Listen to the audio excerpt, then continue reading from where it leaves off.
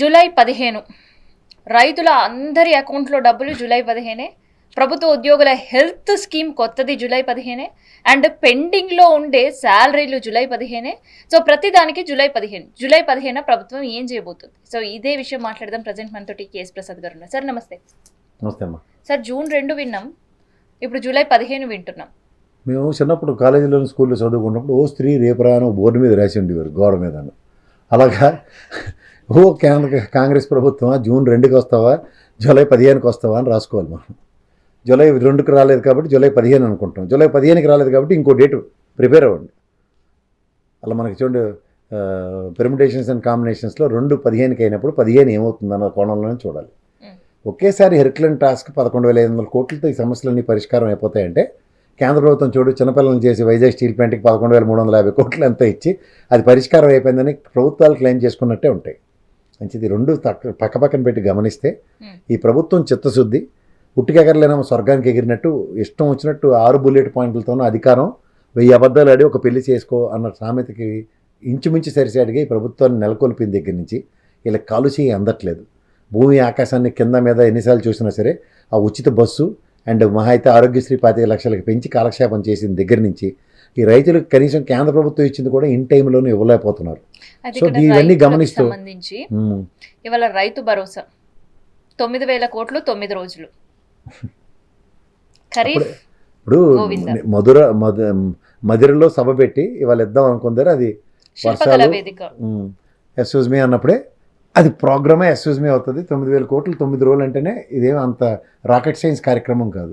అదేంటి సార్, ఆర్బీఐకి లెటర్ రాసిండ్రు, గ్రామాల్లో ఉండే గ్రామీణ బ్యాంకుల్లో డబ్బులు అందుబాటులో పెట్టండి, మా రైతులు వస్తారని చెప్పారు సీఎం సార్.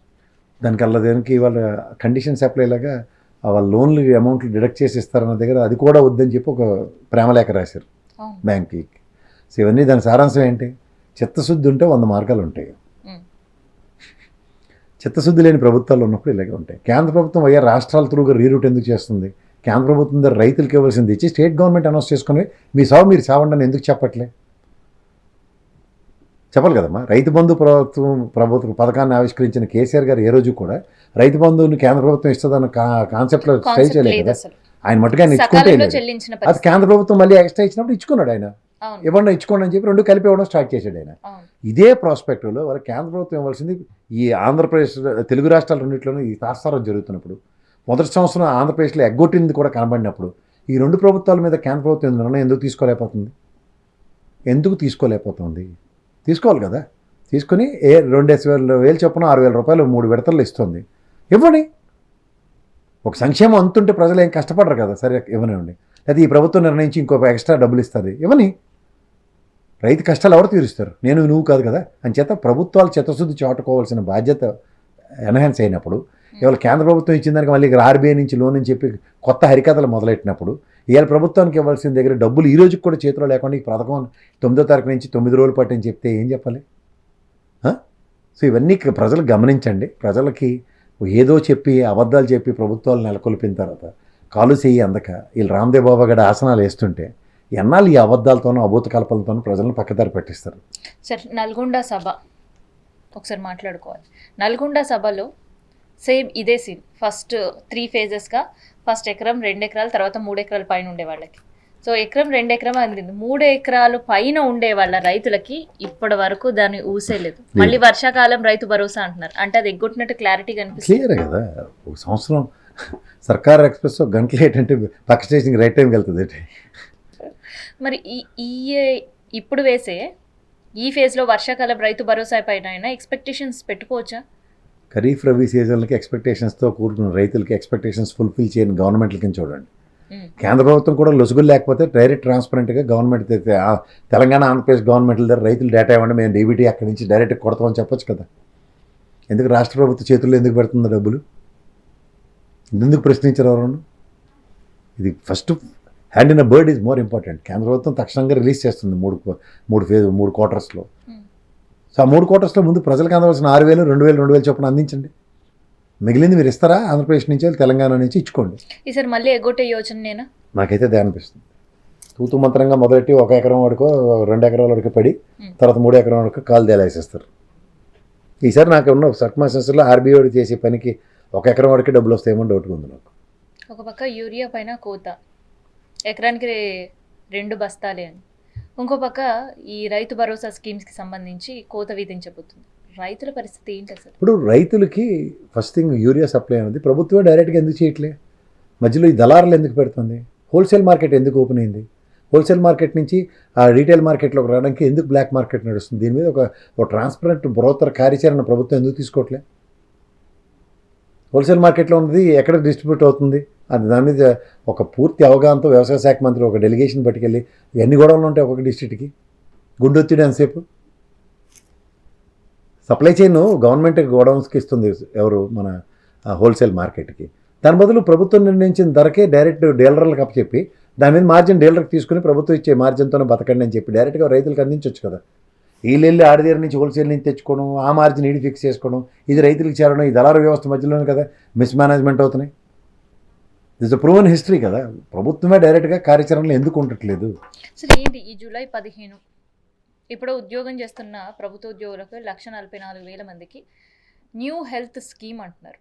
మరి అదే ప్రభుత్వ విభాగాల్లో పనిచేసే కాంట్రాక్ట్ ఉద్యోగుల పరిస్థితి ఏంటి? టీచర్ల పరిస్థితి ఏంటి? ఆశా వర్కర్ల పరిస్థితి ఏంటి? అంగన్వాడీల పరిస్థితి ఏంటి? అందుకే కొండనాలకే మందేస్తారు 2 నాలుగు ఊడిపోవడానికి. 15వ తారీఖు చూద్దాంలేమ్మా, ఇవన్నీ అనౌన్స్ చేసేస్తారు వాళ్ళు. ఈ మెడికల్ స్కీమ్ ఏముంది? ఒక ప్రీమియం కట్టడం, లేకపోతే ప్రభుత్వ హెల్త్ కార్డులు ఇష్యూ చేయడం, హాస్పిటల్తో టైఅప్లు పెట్టుకోవడం. ఇక్కడ మళ్ళీ రిటైర్డ్ వాళ్ళకు కూడా ఇదే వర్తిస్తుంది అన్నారు, కానీ దీనిపైన ఎలాంటి క్లారిటీ లేదు. ఏది క్లారిటీ ఉండదు. ముందు విధి విధానాలు బయటకు వచ్చిన తర్వాత దాని మీద చర్చించవచ్చు. వాళ్ళు ముందు గాల్లో గుండు బ్రహ్మానందం గల్లా డిస్కౌంట్ 4 పేలిస్తారు. ఆ బుల్లెట్లు ఎవరికి తగిలే తర్వాత ఎదుక్కుని మనం దాని మీద విశ్లేషించాలి తప్ప ఇవాళ ప్రభుత్వం అనౌన్స్ చేసే ఏ స్కీములకి కార్యక్రమాలకి గ్రౌండ్ అయితే అవ్వట్లేదు. ఇది ప్రభుత్వం ఎప్పటికైనా గ్రహించగలిగితే చిత్తశుద్ధితో పనిచేద్దాం అనే దగ్గర కూడా చేతిలో ఆయుధాలు లేవు. ఆయుధాలు లేని దగ్గర యుద్ధానికి వెళ్ళి రేవంత్ రెడ్డి గారు మాత్రం ఏడు చేస్తారు. జూన్ 2 లక్షల కొత్త పెన్షన్. సో మళ్ళీ డేట్ మారింది. జూలై 15 ఒంటరి మహిళల 1,00,000 మందికి కొత్త పింఛన్లు, 2 లక్షల మందికి కొత్త మా పెన్షన్. ఇంటి దగ్గర జ్యోతిరావు ఫూలే గారి భవనం ఉంది. నెక్స్ట్ అక్కడే బట్టి విక్రమార్క గారు, మా సీతక్క ఉంటారు. ఇది నేను గవర్నమెంట్ వచ్చిన కాడి నుంచి మంగళవారం శుక్రవారం కార్యక్రమాలు నేను కాగితాలు కలెక్ట్ చేసుకోవడం చూస్తున్నాం. జస్ట్ లైక్ గవర్నర్ కలెక్ట్ చేసుకుంటున్నట్టు ఉంటున్నాయి తప్ప సొల్యూషన్స్ అయితే నాకు ఎప్పటిదాకా కనపడలేదు.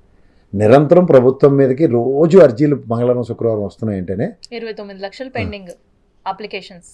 ఏం చేస్తున్నారు ఆలోచించుకోండి ఒకసారి. అట్లీస్ట్ ఈ 29 లక్షల పెండింగ్కి సంయుక్త కార్యాచరణ ఇచ్చి మేము బ్రేక్ తీసుకుంటున్నాం. ఇది సొల్యూషన్ అయిన తర్వాత లాస్ట్ 2 years మళ్ళీ లేదా లాస్ట్ 1.5 year మళ్ళీ అప్లికేషన్ సేకరణ అనుకుంటారా? అక్యుములేటెడ్ నాన్సెన్స్నే పెట్టుకొని సంతృప్తి చెందుతారు. నాకైతే అర్థం కావట్లేదు. మీరేమో ఖజానా ఖాళీ అని ఒక మాటలో చెప్తున్నారు, ఇంకోవైపు మూసీ వర్క్ ఖచ్చితంగా స్టార్ట్ చేస్తా, ఆత్మహత్య చేస్తానని వేసి తొక్కుతా అంటున్నారు సీఎం సార్. మాటలకి ఏముందమ్మా, చేతలు చాలా ఇంపార్టెంట్. ఇప్పుడు అదేంటి సార్? వెనకటి కూడా ఇల్లటోడే అన్నట్టు పుండుకు తెలియలేదట బూర్లు ఉండవే పెళ్ళం అని. సో అలాగా ఇక్కడ ఖచ్చితంగా ఈ రోజున్న హెర్క్లైన్ టాస్క్కి రాజశేఖర రెడ్డి గారు రేవంత్ రెడ్డి గారికి కాలు చేయి అందట్లేదు. ఈ దీంట్లో మళ్ళీ మూసీ ప్రక్షాళన లేదా పెద్ద పెద్ద కార్యక్రమాలు, పెద్ద పెద్ద ప్రాజెక్టులకి శంకుస్థాపన చేసినంత ఈజీ కాదు కదా. అవి గ్రౌండ్ చేయడానికి బడ్జెట్ ఎలకేషన్స్ కావాలి. సో మూసీ ప్రక్షాళనకి హైదరాబాద్కి చెప్పి 4 బిల్డింగ్లు కొట్టిమని చెప్పినంత సులువు కాదు కదా. రంగనాథ్కి 2 పక్కలైన ఇస్తే డీజిల్ కొట్టిస్తే చాలా వెళ్ళి కొట్టిసి వచ్చేసాడు. అది కాదు కదా. దానికి కార్యాచరణ, అక్కడ రీప్లేస్మెంట్, ప్రజలకి పునరావాస కార్యక్రమాలు ఏ విధంగా కల్పిస్తుంది హెర్క్లైన్ టాస్క్. చాలా క్లారిటీగా చెప్తున్నారు. డబుల్ బెడ్రూమ్ ఇస్తాము పునరావాసం కింద, August 19th వరకు టెండర్స్ వేసి ఓనర్ ఇల్లు ఖాళీ చేయమంటాడు. అలా కదా, నిన్ను ఓనర్ ఇల్లు ఖాళీ చేయమంటాడు. ఇంకో ఇల్లు ఖాళీ చేసుకుని అది ఎత్తుక్కుని అడిగి అడ్వాన్స్ పే చేసి 2 నెలలు వీడికి అద్దె ఇవ్వకుండా అక్కడికి పోతావా? లేకపోతే 2 నెలలు నోటీస్ ఇచ్చాను కాబట్టి ఇల్లు దొరికినప్పుడు వెళ్తానని కూర్చొని 2 నెలల తర్వాత ఓనర్ వచ్చి నీతో గలా పడుతుంటే ఓనర్ తెలివైనడు కాబట్టి హైడ్రా రంగనాథన్ తీసుకొచ్చి నీ ఇల్లు నుంచి సామాన్లు బయటేసాడు అనుకో, ఎక్కడికి వెళ్తావు? అట్లాగే ప్రైమరీ నోటీస్ ఇచ్చి 2-3 నెలల్లో లేకపోతే 6 నెలల్లో మేము ఇందిరమ్మ గృహాలు కట్టిస్తాం డబుల్ బెడ్రూమ్లు, మీరు అక్కడికి వెళ్ళాలి. ఇది ప్రభుత్వంలో అన్యాక్రాంతంగా కాంట్రాక్టర్ చేసిన మోసానికి మీరు బలయ్యారు. ప్రభుత్వ పరంగా పునరావాసం ఈ రోజు కల్పిస్తాం, 6 నెలల తర్వాత ఈ బిల్డింగ్ కొడతామని చెప్పు. ఎవ్వడికి అప్రహెన్షన్స్ ఉండవు. మూసి ప్రక్షాళన చేస్తావో, సుందరీకరణ చేస్తావో, లేదా కుళ్ళముండ కల్లం పచ్చడి పెడతావో పెట్టు, ఎవ్వడికి బాధపడం. కానీ అది ఏది కాకుండా ప్రజలను రోడ్డు మీద వదిలేసి, రోడ్డు మీద పడేసి మూసి ప్రక్షాళన చేస్తాను, లేకపోతే ఆయన తొక్కేస్తాను, ఈయన తొక్కేస్తాను అని పవన్ కళ్యాణ్ డైలాగులు చెప్తే ఎట్లా? ఇది తెలుసుకోవాలి, అంతకన్నా ఇంకెళ్ళలేదు. సో బడ్జెట్ లేదన్నప్పుడు మూసి ప్రాజెక్ట్ ఎందుకు ముందేసుకుంటున్నారు అనేది మూసి పేర్లోనే ఉంది బడ్జెట్ లేనప్పుడు మూసుకొని కూర్చోవాలని. కానీ మూసీకి బడ్జెట్కి అలకేట్ చేస్తాం, అద్భుతాలు చేస్తాం అనే అభూత కల్పనతో మార్చి 1వ తారీఖు నాడు పెట్టే బడ్జెట్ దాకా చెప్పొచ్చు కదా. పెట్టేటప్పుడు ఎక్కడి నుంచి డబ్బులు తెచ్చిస్తున్నారు? ఒక పక్క జీతబత్యాలకే కాళ్ళు చేతులు అందక 1,40,000 మందికి హెల్త్ కార్డులు ఇవ్వలేక, ఆశా వర్కర్ని మిగిలిన వాళ్ళందరినీ ఎందులో చేరుస్తారు దిక్కుతోచక, రైతులకి ఇవ్వాల్సిన పథకాలు అనౌన్స్ చేసి 15వ తారీఖు లోపల ఇస్తామని చెప్పి 2 నెలల 15కి పోస్ట్ పోన్ చేసి ఇవన్నీ కనబడుతున్నప్పుడు బడ్జెట్లు అలొకేషన్స్ అంత సులువు కాదు కదా. ఏపీలో రెడ్ బుక్ రాజ్యాంగం చూస్తున్నాం, పరిస్థితులు చూస్తున్నాం. సేమ్ హ్యాస్టీస్ ఏమైనా తెలంగాణలో రేవంత్ రెడ్డి సార్ ఫాలో అవుతున్నారా? ఆర్ఎస్ ప్రవీణ్ కుమార్ సంబంధించిన సెక్యూరిటీ తొలగింపు ఏంటి? ఎందుకు భయం పడేలా ఏం పని చేశాడు ఆయన? సెక్యూరిటీ లేకపోతే ఏమైనా ప్రపంచం ఆగిపోద్ది? ప్రైవేట్ సెక్యూరిటీలు పెట్టుకోమని నలుగురిని. నిజంగా చేసి పని మీద చేస్తుంటే ఆర్ఎస్ ప్రవీణ్కి ఏం మామట్లేదు డబ్బులు ఉన్నాడే, రిటైర్డ్ ఐఏఎస్ ఆఫీసర్, బ్యూరోక్రాటే కదా. 4 ప్రైవేట్ సెక్యూరిటీ ఉన్నాయి, రిటైర్డ్ మిలిటరీ ఆఫీసర్లు గన్మెన్లు ఇస్తారు, పెట్టుకోండి. అదే కదా కావాల్సింది మీకు సెక్యూరిటీ. మీ దగ్గర ఉన్నాడు కానీ కొత్తగా మీరు పెట్టుకుని రిటైర్డ్ మిలిటరీ ఆఫీసర్ కానీ ఎవడో షూటెడ్ సైట్ ఆర్డర్లు తీసుకోరు, వాళ్ళకి కాల్చే డిస్క్రిప్షన్స్ ఉంటాయి. అని చెప్పి ప్రొటెక్షన్ పెట్టుకోండి నలుగురు. ప్రతిదీ ఇంకా రిటైర్ అయిన తర్వాత కూడా ఇంకా పారాసైట్ లాగా ప్రభుత్వం మీద పడేద్దు అంటే ఎలాగవుద్ది? కుదరద్దు. నేనైతే దానికి విభేదిస్తాను. ఎందుకు ఇవ్వాలి సెక్యూరిటీ? సమాజంలో ఒకడికి బతికే హక్కు ఉన్నప్పుడు చంపే హక్కు ఎవడుకుంది? ఎవడ వల్ల థ్రెట్ ఉందో మీ పోలీస్ కంప్లైంట్లు ఇవ్వండి. ఆయన రిమాండ్కి తీసుకొచ్చి ఆయన తోలు తీసి ఎందుకు ఆయన చంపుదాం అనుకుంటున్నాను విశ్లేషించి చెప్పమానండి. అప్పుడు థ్రెట్ ఉందో లేదో గౌరవ న్యాయస్థానం పరంగా ఒక ఆర్డర్ తెచ్చుకోండి.